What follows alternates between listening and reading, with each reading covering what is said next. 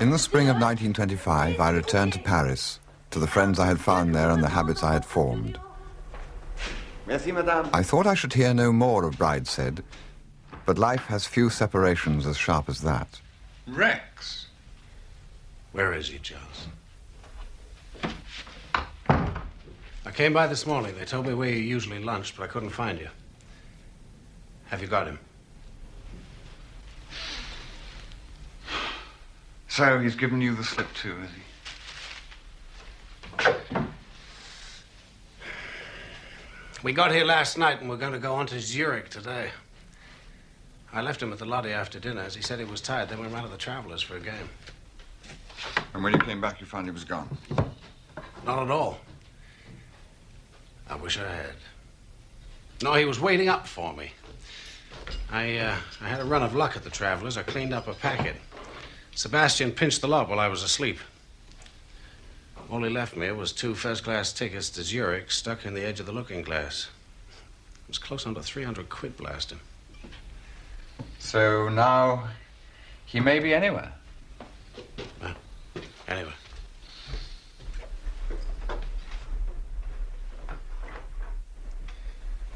You're not hiding him by any chance? My dealings with that family are over. I think mine are just beginning. I've got a lot to talk to you about, but I promised this chap I'd give him his revenge back at the Travelers. Will you dine with me? Yes, where? I usually go to Ciro's. Why not Payard's? Never heard of it. I'm paying, you know. I know you are. I'll order the dinner. Oh, see? What's the name of that place again? I'll write it down for you. It was not expensive to live in France then. It was very seldom, however, that I had an opportunity for a dinner like this.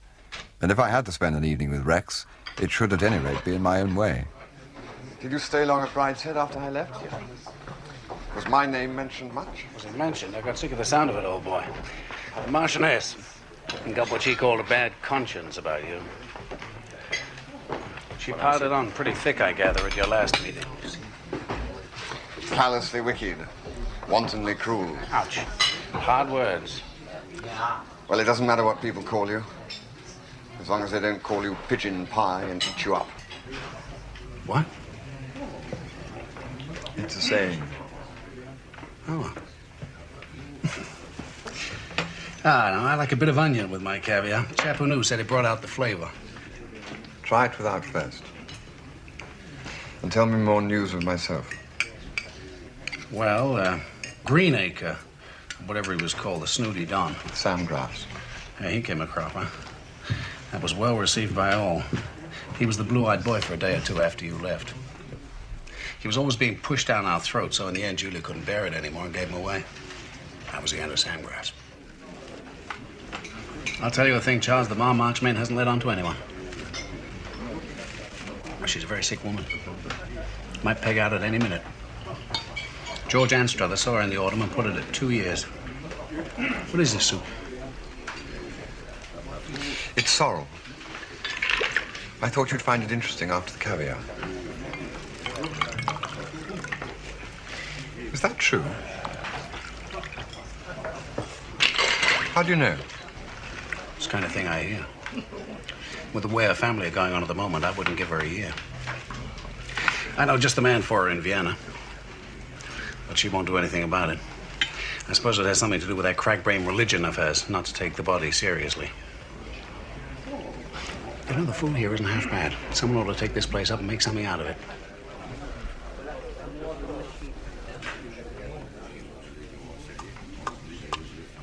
I'll tell you another thing. They're in for a jolt financially if they don't look out. But I thought they were enormously rich. They're rich in the way that people are who just let their money sit quiet. Every one of that sort's a lot poorer than they were in 1914, and the flights don't seem to realize it. Hey, look at the way they live. I closed my mind to him as best I could and gave myself to the food before me.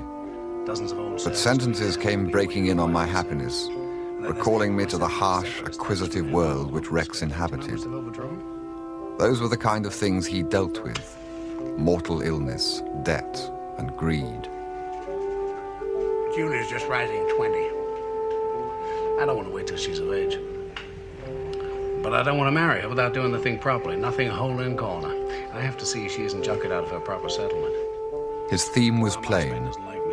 He wanted a woman, he wanted the best on the market, and he wanted her cheap. I've got to the time when notoriety has done its bit. I need setting up solidly, you know. St. Margaret's, Westminster, whatever Catholics have. Royalty. The Prime Minister being photographed going into the church. So, as the Marchioness won't play ball, I'm off to see the old man and square things with him. Well, I gather he's likely to agree to anything that will upset her. He's at Monte Carlo at the moment. I planned to go on there after dropping Sebastian off in Zurich. That's why it's such a bloody bore having lost him. Now, brandy is one of the things I do know a bit about. Now, this color is too pale, and I can't taste it in this thimble. Waiter. Garçon.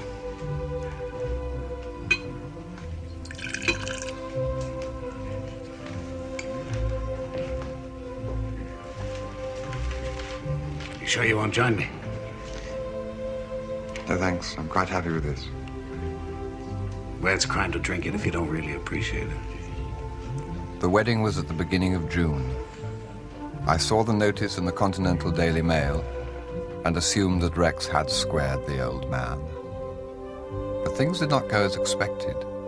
No royalty was present, nor was the Prime Minister, nor were any of Julia's family.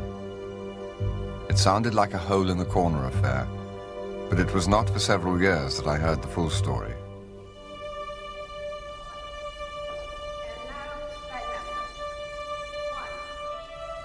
It is time to speak of Julia, who till now has played an intermittent and somewhat enigmatic part in Sebastian's drama.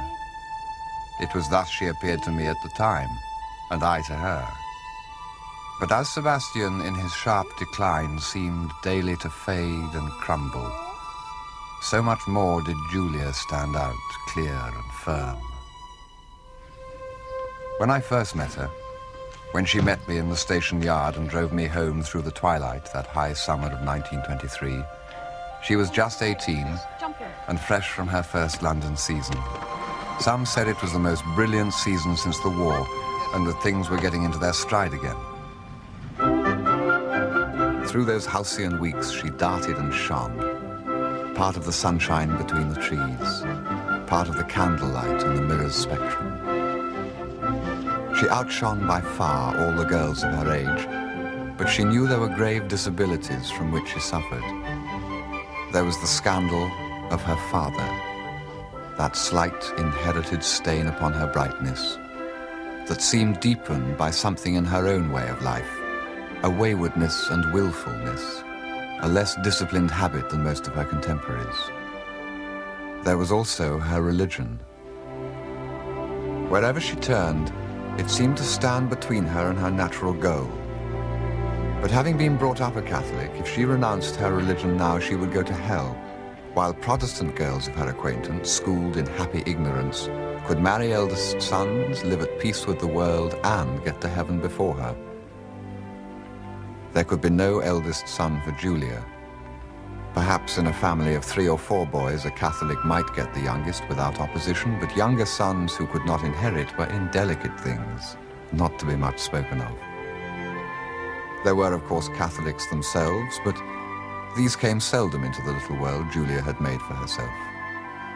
What was there left? That was Julia's problem after her weeks of triumph in London. I was not her man. She told me as much without a word when she accepted the cigarette from my lips.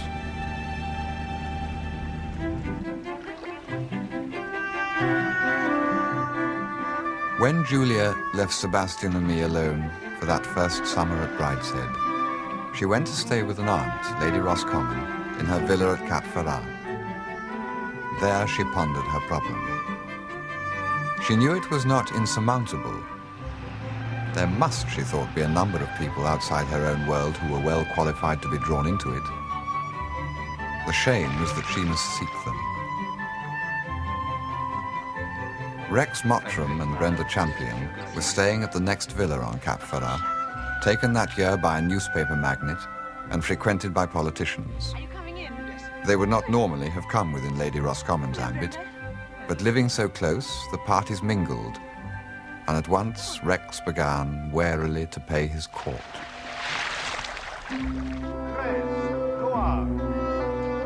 Rex's age was greatly in his favor, for among Julia's friends, young men were held to be gauche and pimply. His seniors thought him a pushful young cad, but Julia recognized the unmistakable chic, the flavor of the Prince of Wales at the big table in the sporting club, the second magnum and the fourth cigar, of the chauffeur kept waiting hour after hour without compunction, which her friends would envy. His social position had an air of mystery, even of crime about it. People said Rex went about armed, and certainly the fact of his being Brenda Champion's property sharpened Julia's appetite. All that summer he had been feeling restless. Mrs. Champion had proved a dead end.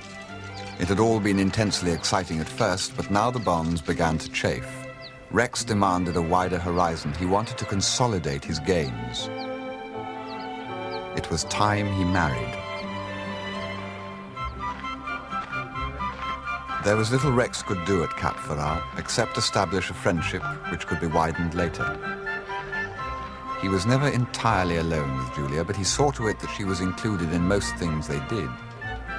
And that was enough to make Lady Roscommon write to Lady Marchmain, and Mrs. Champion move him sooner than they had planned to Antibes. But in the comparative freedom of London, Rex became abject to Julia. He planned his life about hers, going where he would meet her, ingratiating himself with those who could report well of him to her. He was always ready in the Hispano Suiza to drive her wherever she wanted to go, and all the time he never once made love to her.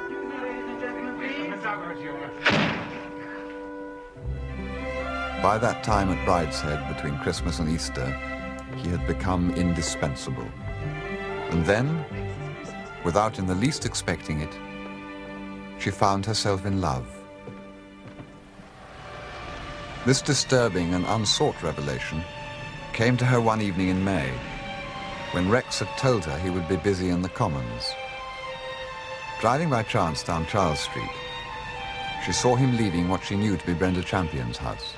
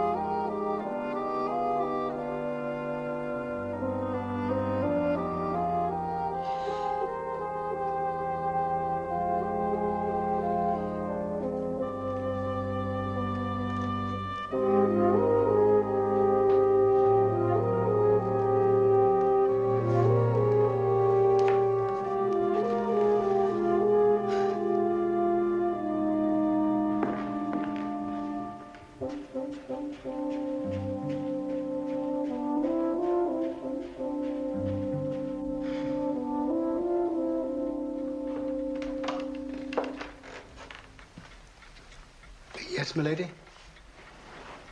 Wilcox, I'm starving. Will you bring me some bread and milk? Bread and milk, is that all, my lady? Yes. Oh, and Wilcox, when Mr. Mottram telephones in the morning, whatever time it is, say I'm not to be disturbed. Very good, my lady.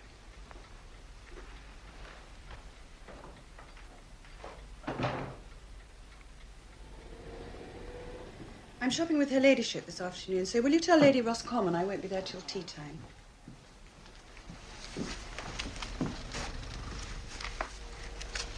Oh, and Beddoes, tell Wilcox I'm motoring to the Chasms on Friday, so I'll need a car. Did Mr. Mottram ring up by any chance? Oh, yes, my lady, 4 times. Shall I put him through when he rings up again? Yes. No. Tell him I'm out.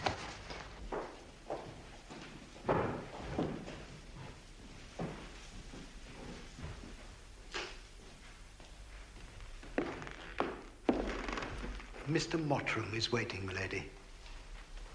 I showed him into the library. Oh, Mummy, I can't be bothered with him. Do tell him to go away. Thank you, Wilcox. It's not at all kind, Julia. I've often said he's not my favourite among your friends, but I have grown quite used to him, almost like him.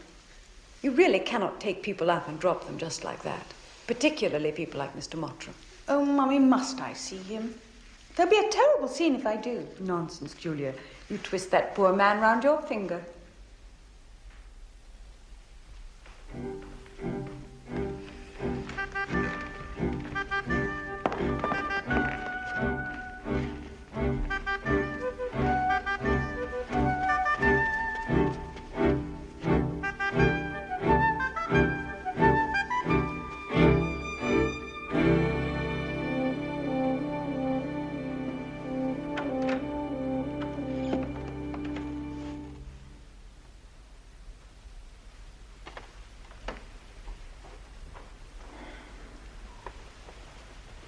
Have you been waiting long? I had to have lunch with Mummy. She wanted me to go shopping with her.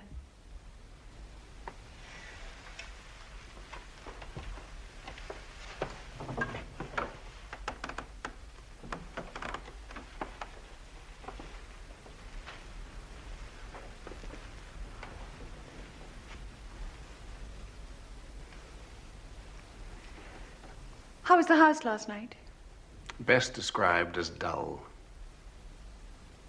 Did you sit late? I was home about 1:30. Why didn't you answer my calls?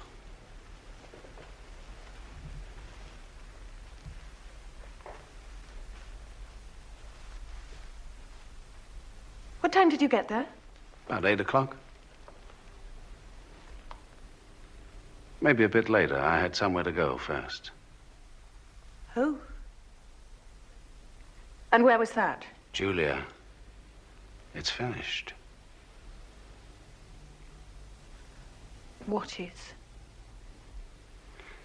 You know very well.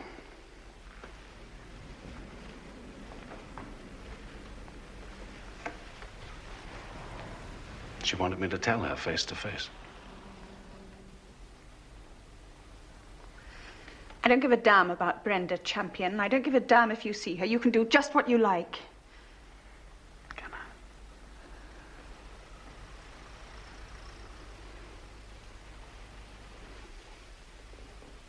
Can I? I'll never see her again. If that's what you want. So Julia came out of the library an hour later, engaged to be married. I warned you this would happen if I went in there. You did nothing of the kind. You merely said there might be a scene. I never conceived of a scene of this kind. Anyway, you do like him, Mummy. You said so. He's been very nice in a number of ways. I consider him entirely unsuitable as your husband. So will everyone. Damn everyone. We know nothing about him. Darling, the whole thing is impossible. I can't see how you could have been so foolish. Well, what right have I got otherwise to be angry with him if he goes with that horrible old woman? You make a great thing about rescuing fallen women. Well, I'm rescuing a fallen man for a change. I'm saving Rex from mortal sin. Don't be irreverent, Julia. Well, isn't it a mortal sin to sleep with Brenda Champion? Or indecent.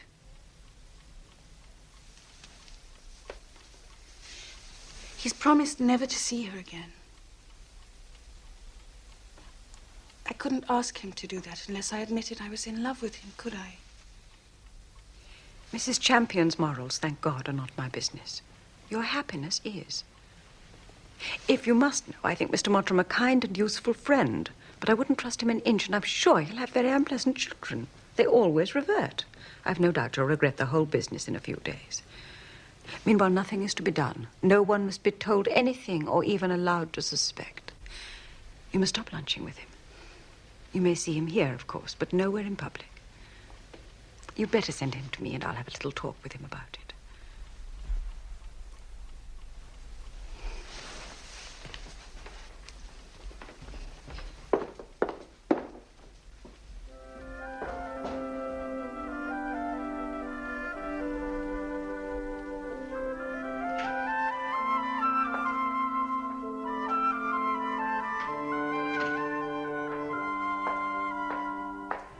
Thus began a year's secret engagement for Julia, a time of great stress. For Rex made love to her that afternoon for the first time, not as it had happened to her once or twice before with sentimental and uncertain boys, but with a passion that disclosed the corner of something like it in her. Their passion frightened her, and she came back from the confessional one day determined to put an end to it.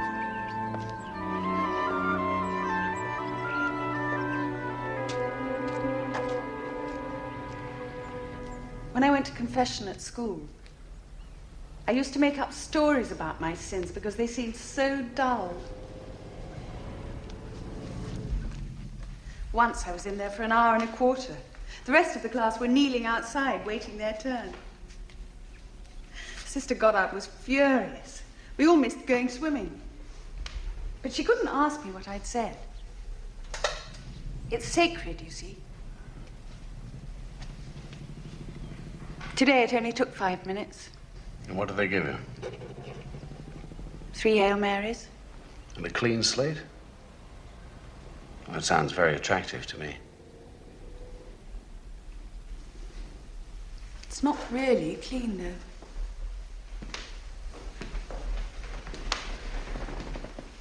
To be forgiven, you have to have a good intention. Julia, you always have the best intentions. That's the point, Rex. It can't go on like this. Otherwise, I must stop seeing you. I have no desire to make you unhappy. I know that. I don't want to be unhappy. Can't help it. Neither can I. Hello, Wilcox. Good afternoon, sir. Are you well? Very well, thank you, sir. For 6 weeks they remained at arm's length, kissing when they met and parted, sitting meantime at a distance, talking of what they would do and where they would live, and of Rex's chances of an undersecretaryship.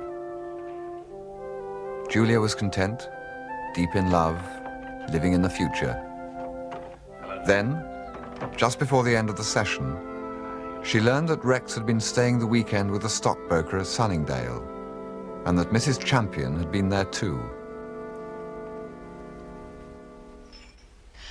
How was the constituency? How do you mean? The weekend. You've said you had a meeting at your constituency. Oh, as a matter of fact, the plans were changed. I got trapped into a weekend with Teddy Barons down in Sunningdale. Bankers and stockbrokers, Julia.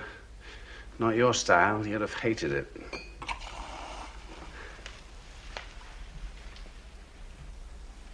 How was your weekend? I missed you a lot.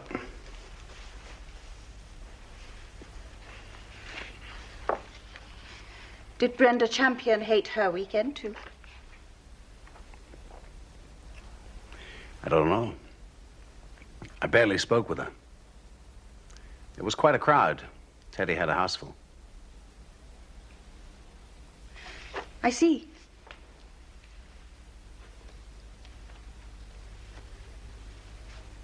What an extraordinary coincidence.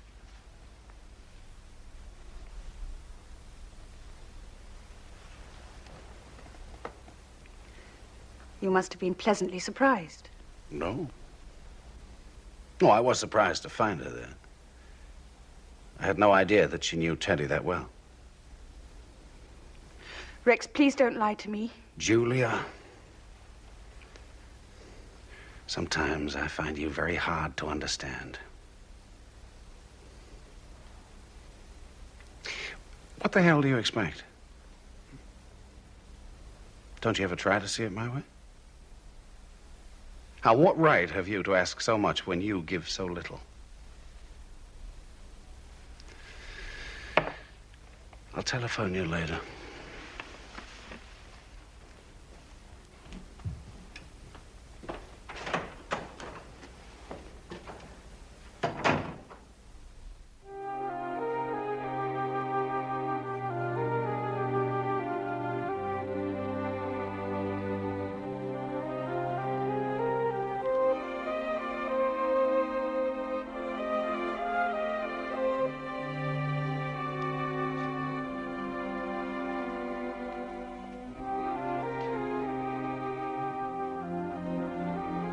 But surely, Father, it can't be wrong to commit a small sin myself in order to keep him from a far worse one.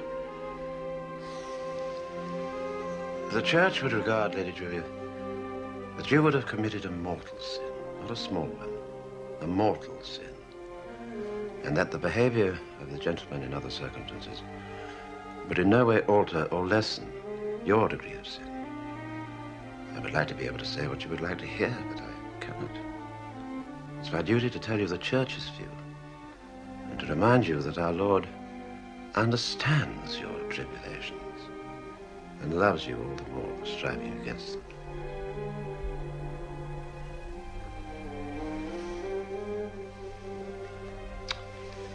And now I think it's time to hear your confession. No, thank you. I don't think I want to today. Goodbye, Father. From that moment, she shut her mind against her religion. That Christmas, Julia refused to take Holy Communion, and Lady Marchmain found herself betrayed, first by me, then by Mr. Samgrass, in the first grey days of 1925. She decided to act. She forbade all talk of an engagement. She forbade Julia and Rex ever to meet. It was characteristic that even in this crisis, she did not think it unreasonable to put Sebastian in Rex's charge on the journey to Dr. Beretha's. And Rex, having failed her in that matter, went on to Lord Marchmain in Monte Carlo, where he completed her route. You say my brother's lost? Do you mean literally? Oh, very odd. That's right. Vanished into thin air, along with 300 quid that he took to help him on his way. Well, we shall reimburse you at once, of course. No need for that, Brady. Are you sure you can't find him again? I understood you knew how to go about this sort of thing. This time it may be difficult. Alcoholics develop great cunning. Yes, I can see that. This will come as a very great worry for my mother. It's a bad time for her. You know she intends to take Julia abroad with her almost immediately. Well, I don't think that'll happen, Brady. I don't understand you. My mother plans to take Julia away for most of the winter. I'm afraid she feels that it's time that your association with Julia came to an end.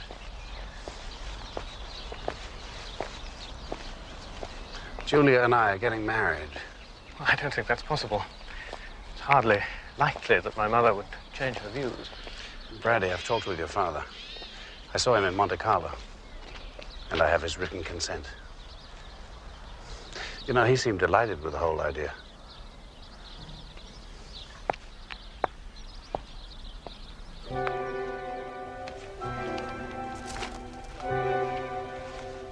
Rex gave himself to the preparations with gusto. He bought her a ring, not as she expected from a tray at Cartier, but in a back room in Hatton Garden, from a man who brought the stones out of a safe in little bags and displayed them on a writing desk. She was daily surprised by the things Rex knew and the things he did not know. Both at the time added to his attraction.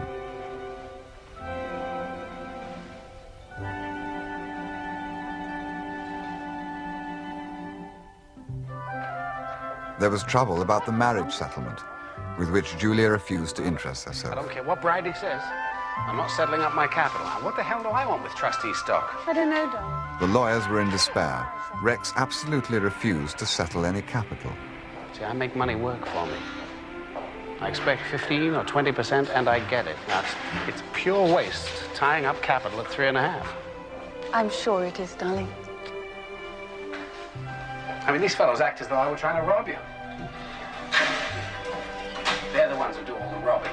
They want to rob you of 2/3 of the income that I can make for you. Doesn't matter, Rex. We've got heaps, haven't we? There's another thing your damn fool brother can't get into his head. I want a decent wedding.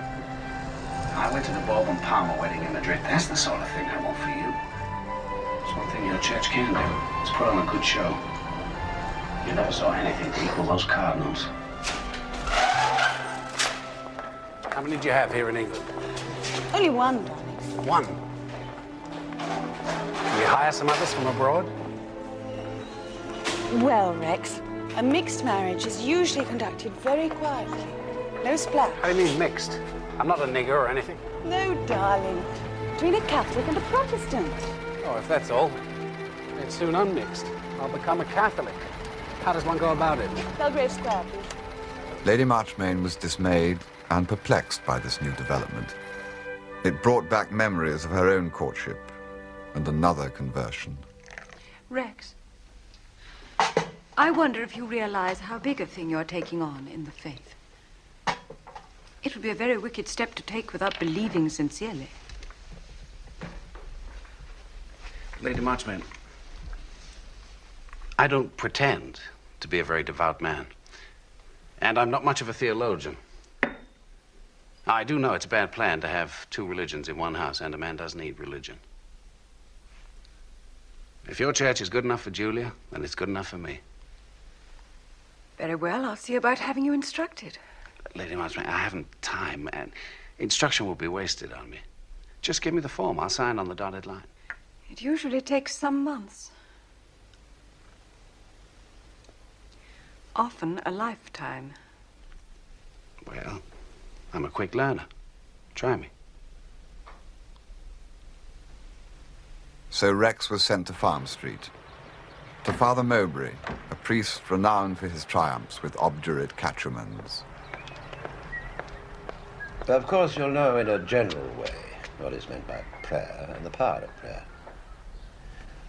Now, I'd like you to tell me what you yourself mean by prayer. Well, I don't mean anything. You tell me. Well, through prayer, every man, be he the most humble or the most exalted, is able to feel some sort of communion with God the Father, to ask his forgiveness and to beg for his mercy. Right. Well, so much for prayer. Now, what's the next thing? Well, would you say our Lord had more than one nature? Just as many as you say, Father. Yeah. Try another question. Supposing the Pope looked up and saw a cloud and said it's going to rain. Would that be bound to happen? Oh, yes, Father. Supposing it didn't.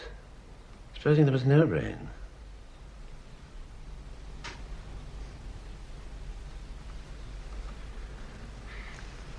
I suppose it'd be sort of raining spiritually, only we were too sinful to see it.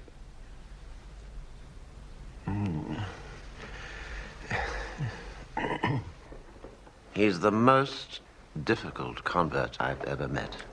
Dear, I thought he was going to make it so easy. I can't get anywhere near him. He doesn't seem to have the least intellectual curiosity or natural piety. In fact, he doesn't even correspond to any degree of paganism known to the missionaries. Julia, are you sure Rex isn't doing this thing purely with the idea of pleasing us? I don't think it enters his head. He's really sincere in his conversion. He's absolutely determined to become a Catholic, Mummy. Our Father, which art in heaven, hallowed be thy name. Thy kingdom come, thy will be done on earth as it is in heaven. Give us this day our daily bread, and forgive us our trespasses as we forgive those that trespass against us. Lead us not into temptation, and deliver us from evil. Amen. Hail Mary, full of grace, the Lord is with thee. Blessed art thou among women, and blessed is the fruit of thy womb, Jesus.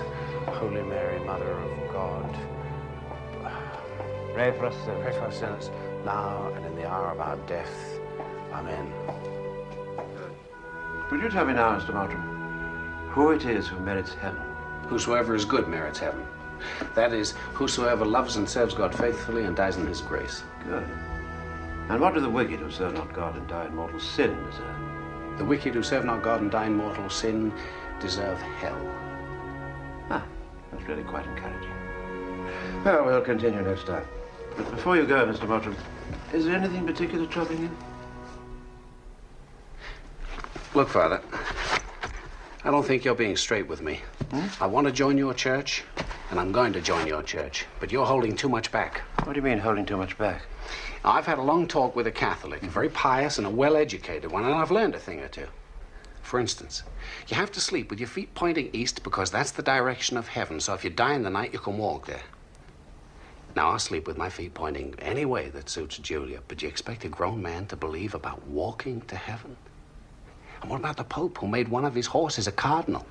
And what about the box you have in the church porch, where if you put a pound note with somebody's name on it, they get sent to hell? Mr. Mottram... No. I'm not saying there may be a good reason for all this, but you ought to tell me about it. Now, let me go and find out for myself. But who can he have been talking to? Did he dream it all? Cordelia, what's the matter? What a chump! What a glorious chump! Cordelia, it was you. Oh, Mummy, who would have believed that he would have swallowed it? I told him such a lot besides. About sacred monkeys in the Vatican. And all kinds of things. Well, you've very considerably increased my work. Poor Rex. You know, I think it makes him rather lovable. We must treat him like an idiot child, Father Mowbray.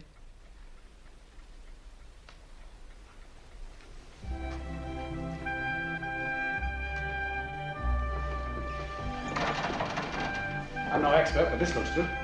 Mr. and Mrs. and Miss Pemble Garthwaite, 1 afternoon tea set. Oh, sorry.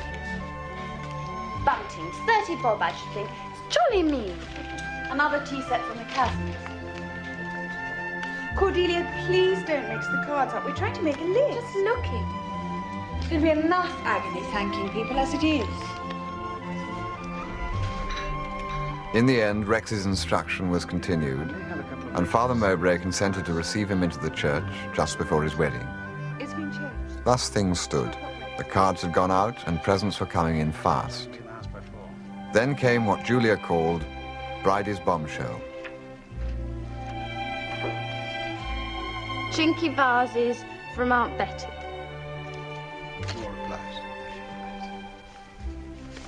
Aren't they hideous? They were on the stairs at Buckbourne. I'm sure Rex will like it.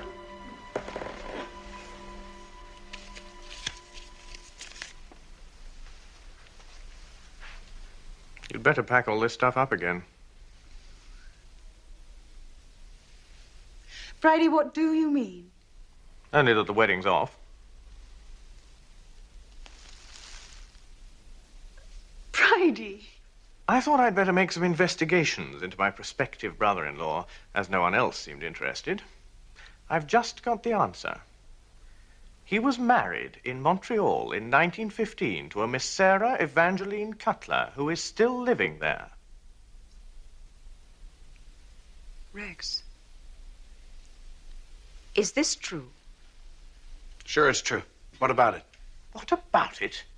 What about it, you say? Have you taken leave of your senses? Are you quite mad? Whoa. Steady, Bridie. You'd better explain, Rex.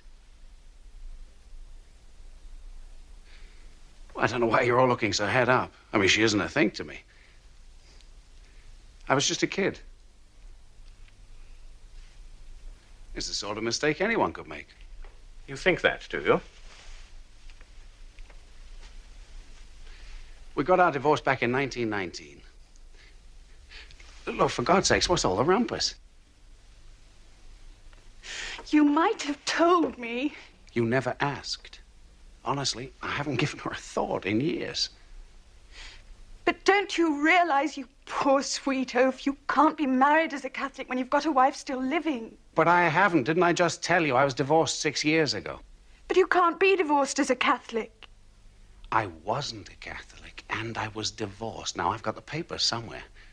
But didn't Father Mowbray explain to you about marriage? Why, he said I wasn't to be divorced from you. Well, I don't want to be. I can't remember all Father Mowbray told me. Sacred monkeys and plenary indulgences and the 4 last things. If I remembered all he told me, I shouldn't have time for anything else. Now, how about your Italian cousin, Francesca? She married twice. She had an annulment. All right, then. Then I'll get an annulment. Now, what does it cost and who do I get it from? Well, does Father Mowbray have one? Look, I only want to do what's right. Nobody told me. Well, what do you want me to do? Don't tell me there isn't someone who can fix this. There's nothing that can be done, Rex. It simply means your marriage cannot now take place.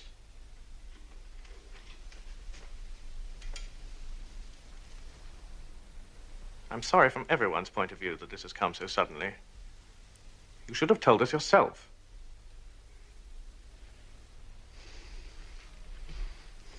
Look, maybe what you say is right. Maybe, strictly by law, I shouldn't be married in your cathedral. But the cathedral is booked, and no one there is asking any questions. Now, the Cardinal and Father Mowbray don't know about it. Nobody except us knows a thing. Well, why make trouble? Now, why not just stay mum and let the thing go through? Who loses anything by that? Well, maybe I risk going to hell. Well, I'll risk it. But what's it got to do with anyone else? Why not? I don't believe these priests know everything. I don't believe in hell for things like that. I don't know that I believe in it for anything. Anyway, that's our lookout. We're not asking you to risk your souls. Just keep away. Julia, I hate you.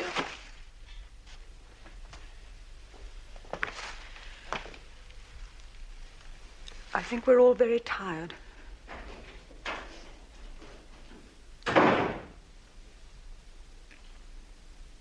We should talk.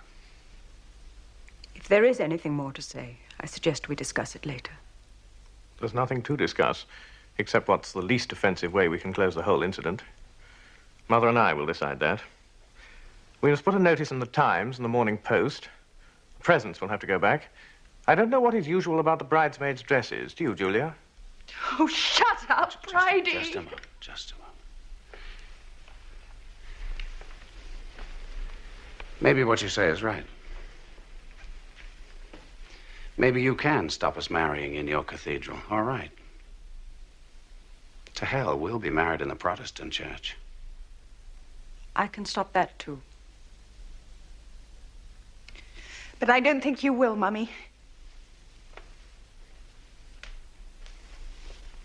You see, I've been Rex's mistress for some time now, and I shall go on being married or not.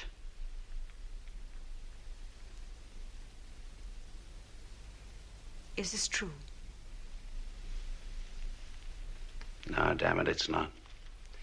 But I wish it were. I see. I can't go on any longer just now. We must discuss this later.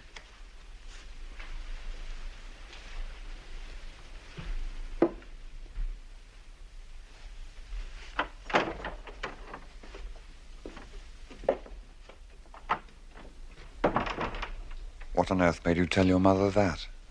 That's exactly what Rex wanted to know. I meant I was much too deep with Rex just to be able to say, the marriage arranged will not now take place, and leave it at that. I wanted to be made an honest woman. I've been wanting it ever since, come to think of it. So the talks went on and on. Poor Mummy. In the middle of it, Rex just telegraphed to Papa, Julia and I prefer wedding ceremony take place by Protestant rites. Have you any objection? He answered, delighted.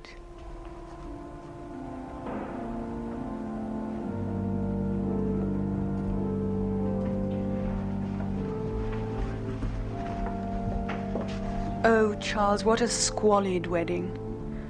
The Savoy Chapel was the place where divorced couples got married in those days. A poky little place, not at all what Rex had intended. I wanted just to slip into a registry office one morning and get the thing over with a couple of charwomen as witnesses. But nothing else would do, but Rex had to have bridesmaids and orange blossom and the wedding march. It was gruesome. Poor Mummy behaved like a martyr and insisted on my having her lace in spite of everything. Well, she more or less had to. The dress had been planned around it. My own friends came, of course, and the curious accomplices Rex called his friends. The rest of the party were very oddly assorted. None of Mummy's family came, of course. One or two of Papa's. All the stuffy people stayed away. You know, the Anchorages and Chasms and Vanburghs. And I thought, thank God for that. They always looked down their noses at me anyhow. But Rex was furious because it was just them he wanted, apparently. Poor Cordelia took it hardest. At first, she wouldn't speak to me. Then, on the morning of the wedding, she came bursting in before I was up, straight from Farm Street, in floods of tears, begged me not to marry, then hugged me, gave me a dear little brooch she'd bought, and said she prayed I'd always be happy. Always happy, Charles. So, you see, things never looked like going right. There was a hoodoo on us from the start. But I was still nuts about Rex. Funny to think of, isn't it? You know, Father Mowbray saw the truth about Rex at once, that it took me a year of marriage to see. He simply wasn't all there. He wasn't a complete human being at all. He was a tiny bit of one, unnaturally developed. Something in a bottle. An organ, kept in a laboratory. I thought he was a sort of primitive savage, but he was something absolutely modern and up to date that only this ghastly age could produce. A tiny bit of a man pretending he was whole.